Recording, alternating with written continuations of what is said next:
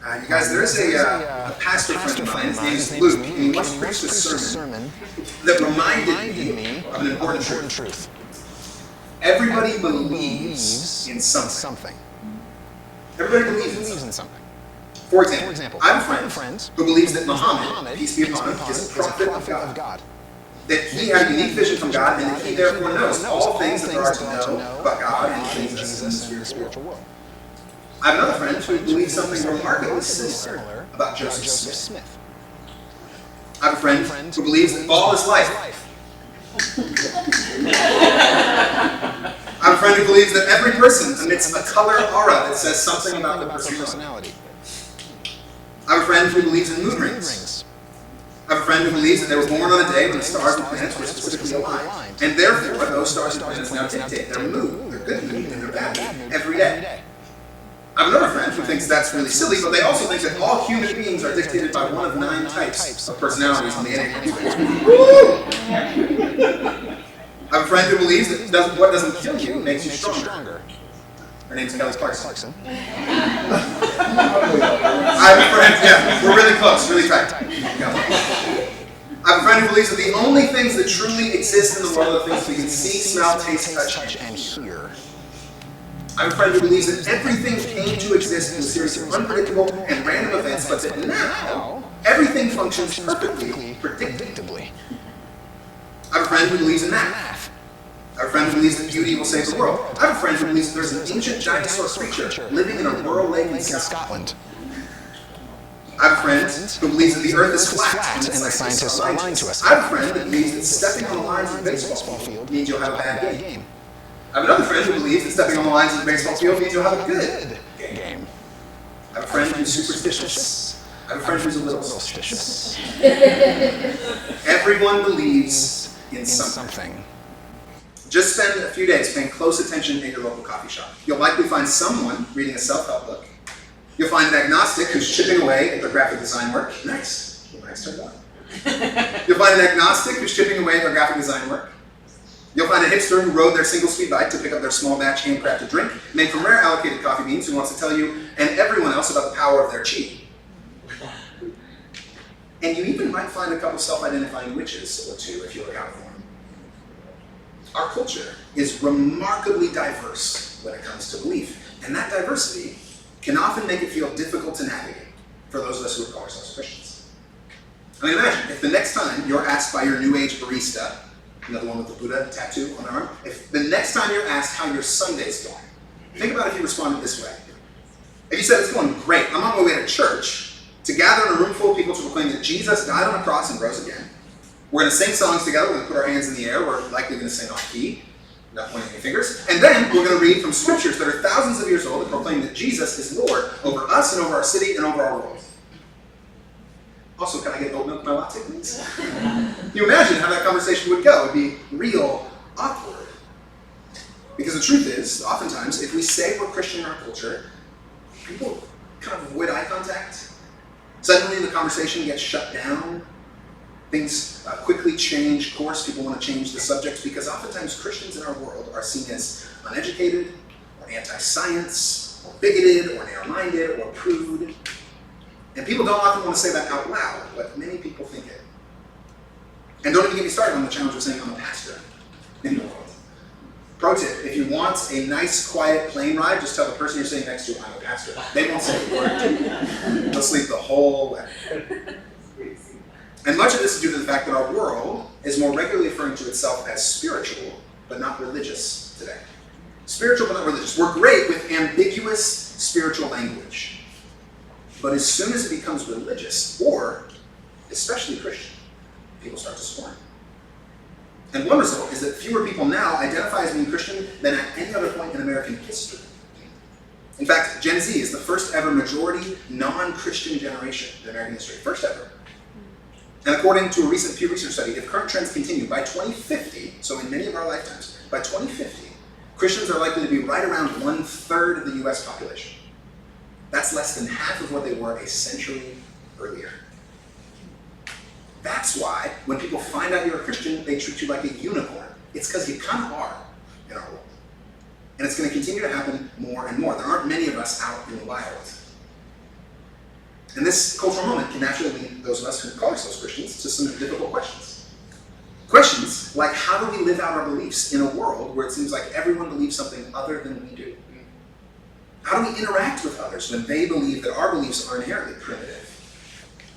How do we spark spiritual conversations with our neighbors? And those actually aren't new questions, you guys. Those are questions that have existed for thousands of years. In fact, much of the diversity that we experience in our current world is similar to what existed in the earliest years of the church. The very first Christians in their time and place had to learn what it looked like to embody and communicate a set of beliefs that was radically different than the world around them. And do so in a way that genuine, deep, and really thinking people could get behind. And we've been learning about the earliest years of that new community here at Midtown the last few weeks. This series we're calling What's Next? Looking at the book of Acts, which details the incredible transformation that the early church had on the first century world. And this morning, we get to explore the example of the early apostle Paul and his own encounter with a diverse and intellectual culture that's not all that different from our own. It's in his example that we actually learned what it looks like as Christians to embody the faith in this diverse intellectual culture and spark spiritual conversations in that place. So friends, if you have a Bible, open it up with me to Acts chapter 17. Acts is the fifth book in your New Testament, if you're flipping there. We're going to be reading from Acts chapter 17, starting in verse 16. If you don't have a Bible, by the way, that's okay. The words are going to be behind you on the screen, so follow along there. Acts 17, starting in verse 16. While Paul was waiting for them in Athens, he was deeply distressed to see that the city was full of idols. So he argued in the synagogue with the Jews and the devout persons, and also in the marketplace every day with those who happened to be there. Also, some Epicurean and Stoic philosophers debated with him. Some said, "What does this babbler want to say?" Others said, "He seems to be a proclaimer of foreign divinities." This was because he was telling the good news about Jesus and the resurrection. And so they took him and brought him to the Areopagus and asked him, "May we know what this new teaching is that you're presenting? It sounds rather strange to us, so we'd like to know what it means." Now all the Athenians and the foreigners living there would spend their time in nothing but telling or hearing something new. Then Paul stood in front of the Areopagus and said, "Athenians, I see how extremely religious you are in every way. For as I went through the city and looked carefully at the objects of your worship, I found among them an inscription, an altar with the inscription, to an unknown God. What therefore you worship as unknown, this I proclaim to you. The God who made the world and everything in it. He who is Lord of heaven and earth does not live in shrines made by human hands, nor is he served by human hands as though he needed anything, since he himself gives to all mortals life and breath and all things. From one ancestor he made all nations to inhabit the whole earth, and he allotted the times of their existence and the boundaries of the places where they would live, so that they would search for God and perhaps grope for him and find him, though indeed he's not far from each one of us. For in him we live and move and have our being. As even some of your own poets have said, for we too are his offspring. And since we're God's offspring, we ought not to think that the deity is like gold or silver or stone, an image formed by the art and imagination of mortals. While God has overlooked the time of human ignorance, now he commands that all people everywhere to repent, because he's fixed a day on which he will have the world judged in righteousness by man whom he has appointed. And of all of this, he's given assurance to all by raising him from the dead. And when they heard of the resurrection of the dead, some scoffed. But others said, we'll hear you again about this. At that point, Paul left them.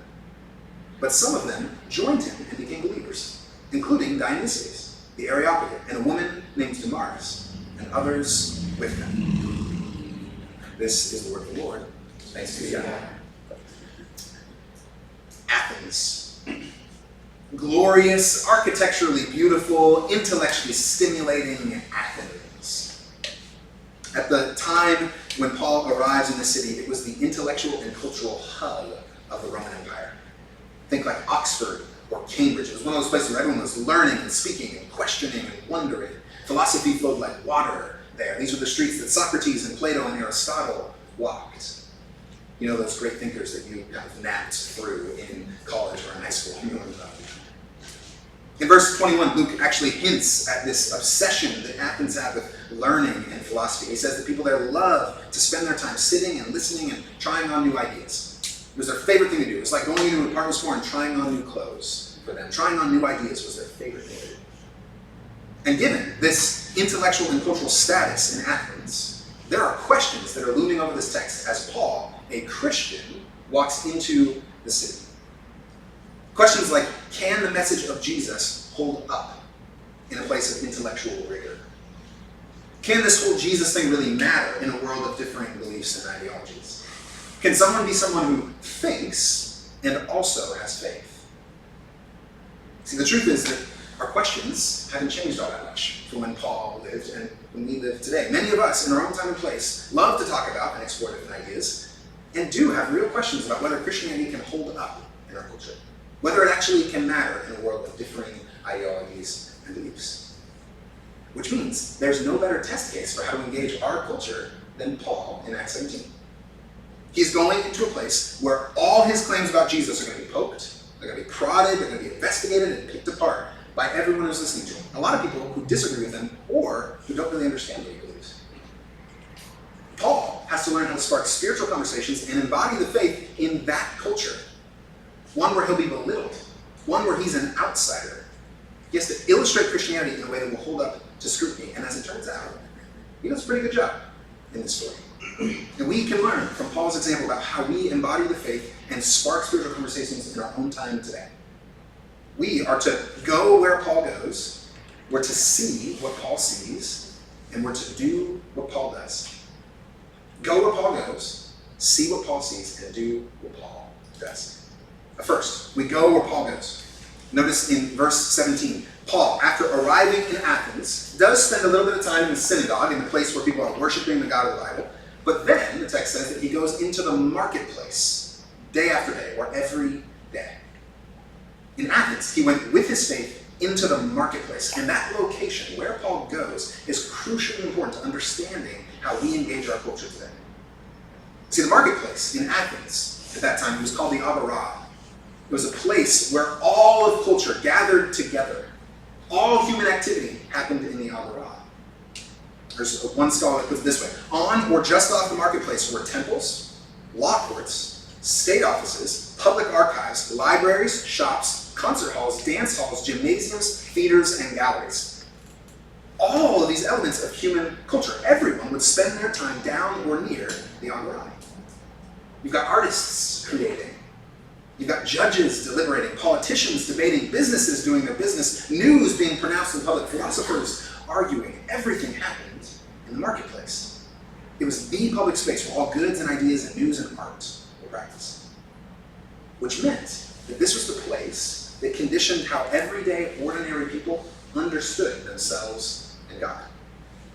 It was the place where ordinary, everyday people worked and made sense of their lives. It was the place where they were shaped in their experiences and their beliefs and actions. And it's to that space that Paul goes in order to spark spiritual conversation. Paul is revealing for each and every one of us in our own diverse world, we need to become people who go into the marketplace. If we as Christians want this faith to make sense to anyone in the real world, we need to become people who are regularly in dialogue with our culture.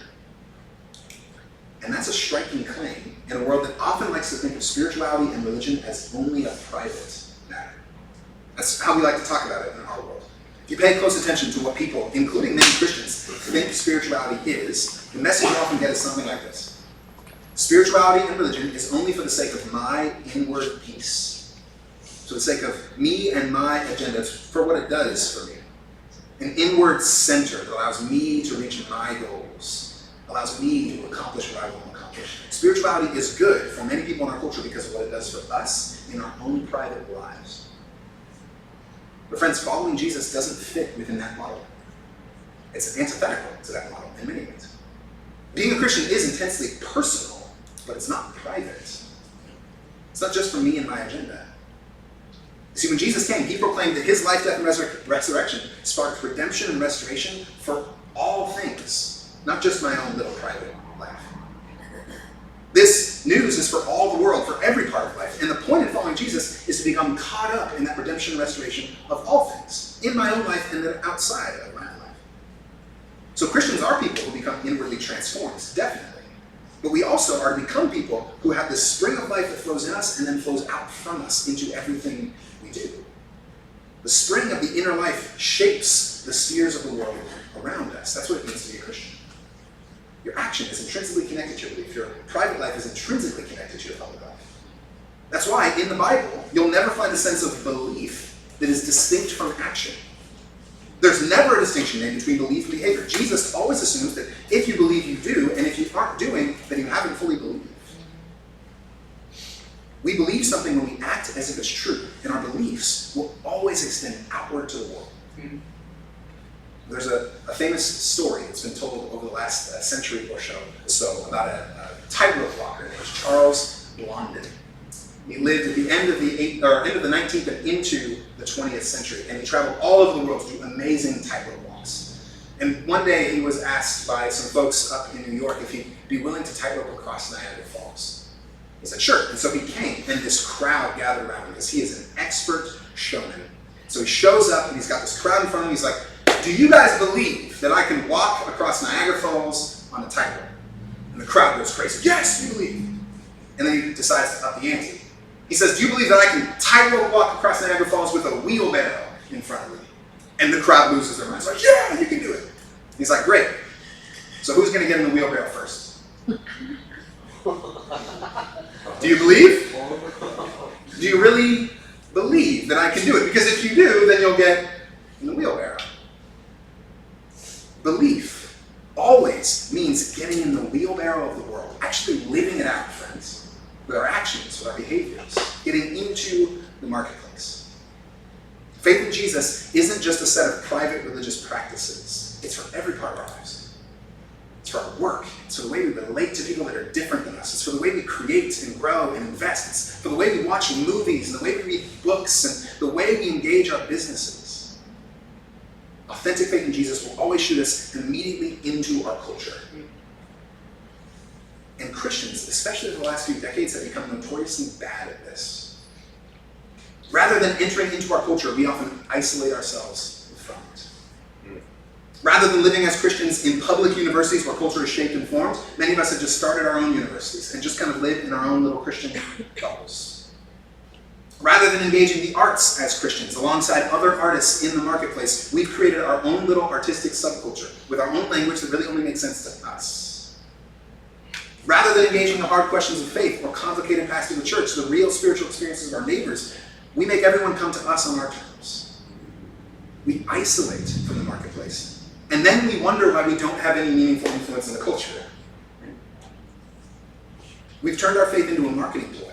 We love to call things Christian because they have certain language to them, or because they fit within a certain moral framework, or just because we slap a cross on them. All of a sudden that's Christian. And we've created a divide between the sacred and the secular, as if those two things are actually all that distinct. And in the process, we've lost any meaningful influence in the world. And that divide we've created between secular and secular, honestly guys, it's just profoundly stupid. The whole point of the gospel message is that redemption and restoration come to all things, which means all things have the capacity for sacredness and beauty and goodness. They don't suddenly become sacred or good because we slap a cross on them or use them in church. Think about it this way. What's more sacred, feeding the poor or making good furniture? What's more sacred, cleaning a bathroom or painting a sunset? Is the work of a pastor more sacred than a soccer coach or a janitor or musician or a painter? Do C.S. Lewis and J.R.R. Tolkien get points off because they never explicitly mention Jesus in any of their culture-shaping fantasy work? No. All of those things have profound sacred power. The point for us as Christians is that we need to inhabit those spaces, bringing the good news of the redemption and restoration of Jesus there. I love how the theologian Martin Luther puts it. He says, the Christian shoemaker does his duty not by putting little crosses on his shoes, but by making good shoes. Because God is interested in good craftsmanship. To be Christian is to be obliged to engage the world.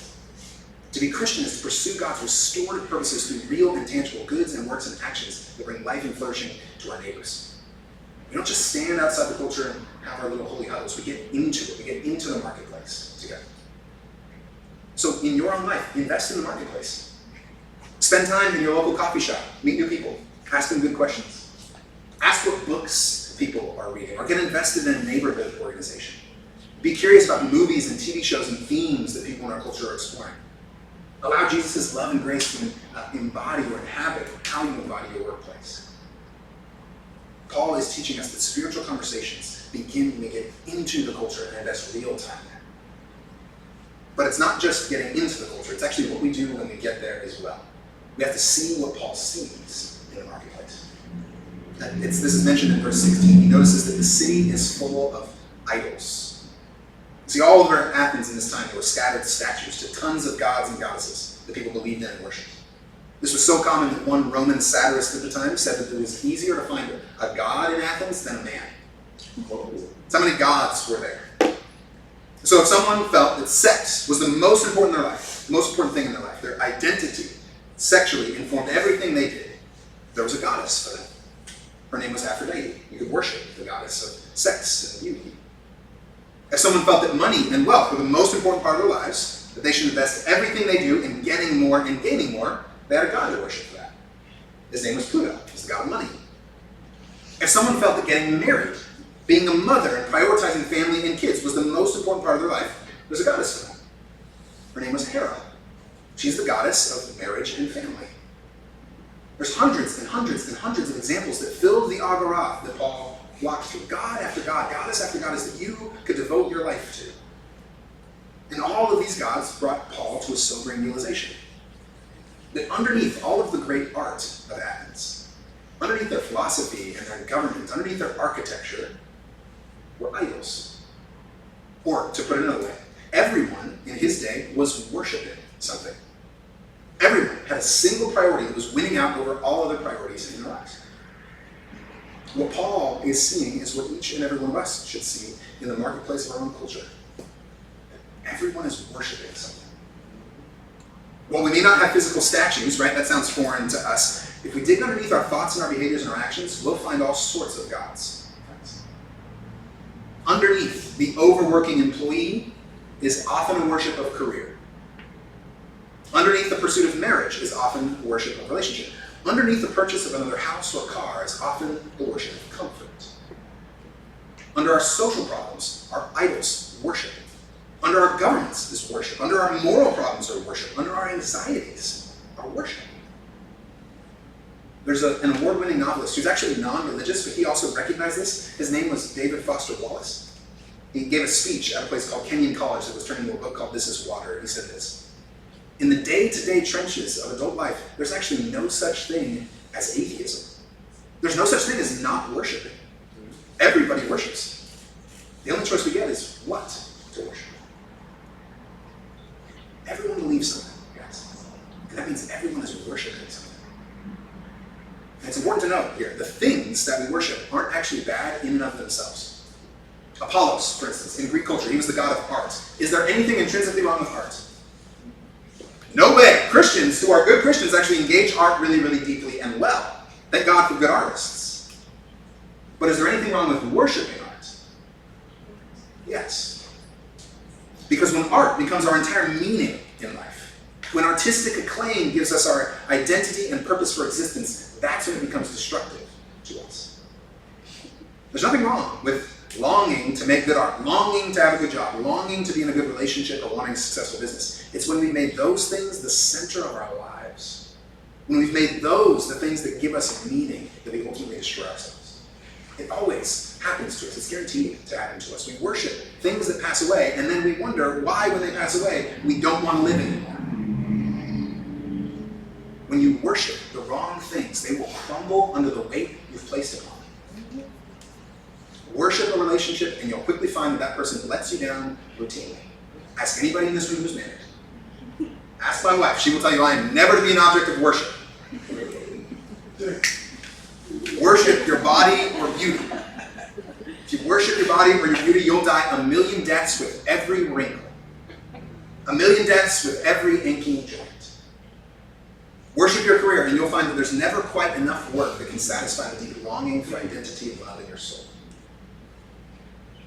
There's a famous example of this film director. Of course, I would have a film director and writer as my example. His name's Pete Docter. If you guys haven't heard of him, he wrote a pretty successful movie called Inside Out for Pixar.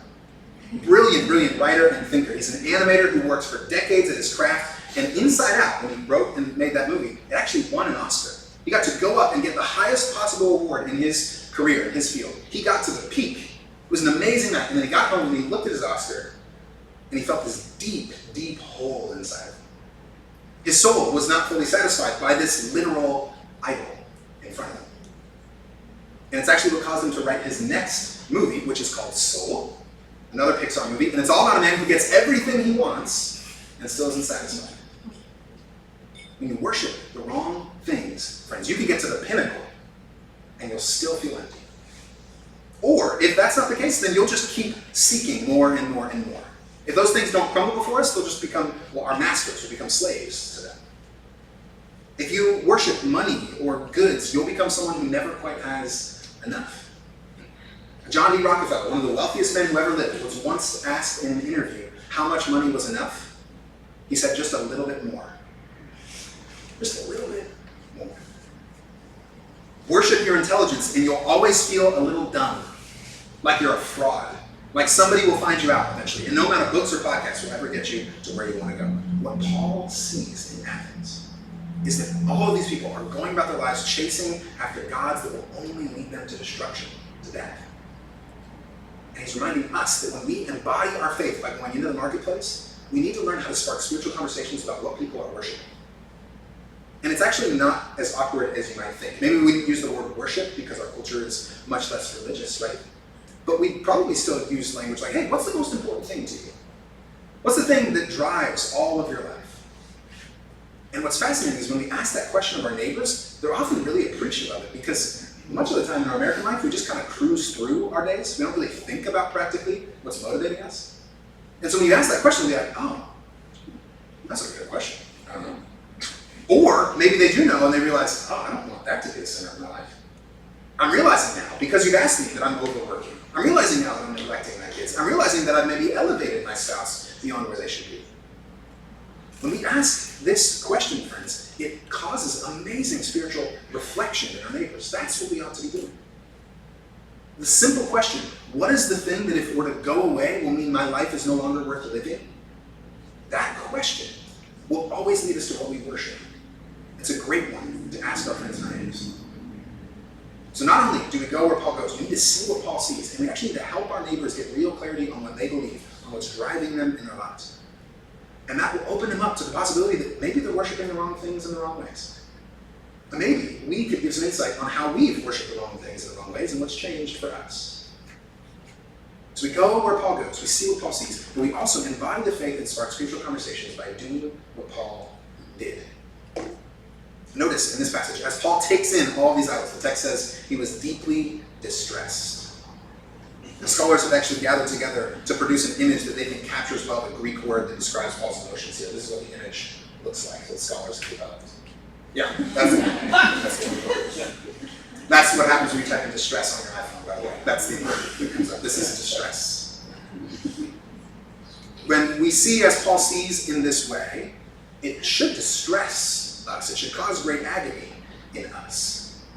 The word here is indicating a sort of sustained and compassionate agony and grief. This isn't just outright anger or wrath that Paul feels, but it also isn't just pity. It was a deeply passionate longing for these people to be freed from their captivity to idols, to worship the thing that really was unable to fulfill, to stop that sort of worship. And this emotion is what leads him into his action. It's only when he deeply feels the pains and unfulfilled longings of his neighbors that he actually starts to embody his faith and get into his culture. In other words, once we've seen the things that people worship in our time, we need to deeply feel the need that our world has for restoration, for life. We need to be people whose hearts break over the brokenness of our lives and our world, whose lives matter towards our neighbors. We should be appalled at the idolatry of self or wealth or power or sex or money in our culture. And We should become people who move towards our neighbors because of how we feel. See, oftentimes as Christians, we tend to lean one way or the other in this. When we feel distress, we lean toward outright condemnation or outright affirmation. Many people in our culture will see the broken world and think, oh, those terrible people, right? Those terrible pagans out there, how terrible they are.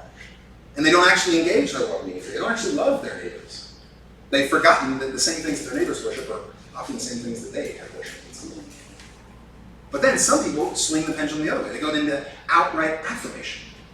They have so much compassion for their neighbors that they don't actually want to mention these things. And so they just kind of go along with them. Sometimes they outright affirm it, sometimes they don't say anything. But they, either way, are allowing their neighbors to continue to destroy their lives with unhealthy worship. Paul manages to avoid outright condemnation and outright affirmation because he experiences distress and then that leads him to action. Friends, if we're not distressed by the world, then we're not awake to it. And if we're not in love with the world, then we'll never change it. If we're not distressed by the world, then we're not awake to it. And if we're not in love with the world, we'll never change it. And this distress of Paul leads him to the Areopagus. This was the council where all ideas were examined and put to the test in that day. The greatest minds of his time are about to poke and prod and try to refute what he's getting at here. And what we see Paul do in this situation is something that we need to learn how to do as well. He respects the texts of his culture, and then he builds a bridge to his culture. Respects the text and builds a bridge. First, he respects the text by indicating that he's listened really well to his neighbors. For instance, he notices how extremely religious they are. And in our day, that feels like a diss. That wasn't a diss back then. It was actually a way of saying, hey, I see that you guys are really devout in what you believe. I see that you have a commitment to what you're doing. And he actually starts to quote their own philosophers back at them. That's a fascinating part of this text. It's like he's looking around and seeing the songs or the poetry or the music of his culture, and then he recites it back to them. And says that that's actually the starting point for what he's getting at. He says, in him we live and move and have our being, and we are his offspring. Those are quotes from ancient Greek poets, not from Paul. He didn't make that up. You guys, if we're to have any meaningful headway in our spiritual conversations with others, we need to become really good listeners. Really good listeners. Listen well to the things that people say they believe. Don't dismiss them outright. Pay attention to the things that are resonating with them, the experiences that they're seeking, the moments that are prompting spiritual longing in them. Because when we listen well, we actively embody the love of Christ for our neighbor, and we open the door for more trusting and genuine spiritual conversation. Respect the text. We also respect the text by using language that people will understand. Notice in the sermon that Paul gives at the Areopagus, he never once mentions the Hebrew Bible. Doesn't happen. Why? Because these people aren't Hebrew. They don't know the Hebrew texts. They aren't familiar with it. And so if he used his language to describe spiritual experience, it would go right over their head.